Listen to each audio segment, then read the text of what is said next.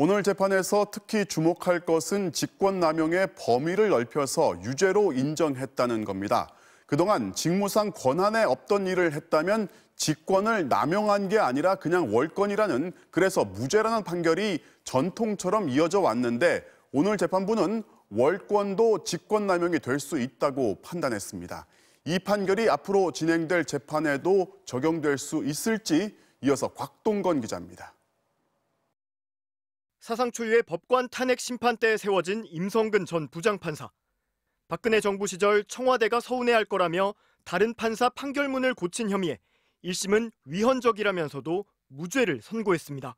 아무리 부장판사라도 다른 판사 판결문을 고칠 권한까진 없다. 즉 직무 권한 안에서 벌어진 일이 아니니 직권남용이 될 수 없다는 논리였습니다. 근거는 대법원의 직권남용 판례.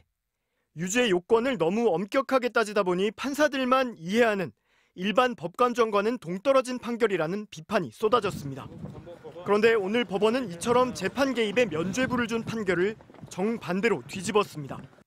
법을 계속 해석하고 적용하는 법원은 법제도의 변화를 잘 관찰해 무엇이 직권인지 판단해야 한다며 월권적 남용 역시 직권남용죄에 해당한다고 폭을 넓힌 겁니다. 월권에 해당된다 하더라도 직권남용죄의 처벌 대상이 되는 것으로 이해한 것은 아주 전향적으로 공직사회의 부정부패나 또는 불법 행위를 막을 수 있는.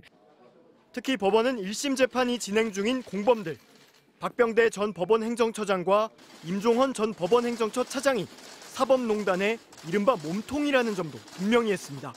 이민걸 전 실장이 인권법 연구회 등을 없애려고 한 혐의를 유죄로 인정하면서도 이 전 실장의 역할은 제한적일 뿐이었고 임종헌 전 차장이 민주주의적 요청에 반해 사법행정권을 남용한 것으로 보인다고 지적했습니다. 또 이규진 전 상임위원 혐의에 대해서도 범행을 주도하고 지시한 사람은 박병대 전 처장과 임종헌 전 차장이었다고 구체적으로 이름까지 적시했습니다. 같은 재판부가 심리 중인 임 전 차장은 물론 별도 재판부가 맡고 있는 박 전 처장 역시 유죄 가능성이 높아졌다는 평가가 나옵니다. 다만 재판부마다 직권 남용을 둘러싼 해석은 여전히 엇갈리고 있는 만큼 몸통들의 재판 결과는 지켜봐야 한다는 신중론도 있습니다. MBC 뉴스 곽동건입니다.